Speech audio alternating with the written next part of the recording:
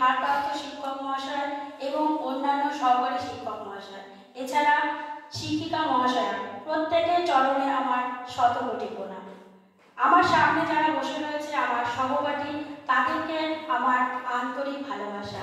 আজ 21শে ফেব্রুয়ারি ভাষা দিবস। এই ভাষা দিবস উপলক্ষে আমার ছোট্ট উপস্থাপনা। 21শে ফেব্রুয়ারি, মীনাক্ষী দাস। জন্ম যখন নিয়েছি তখন মরতেও আমি পারি।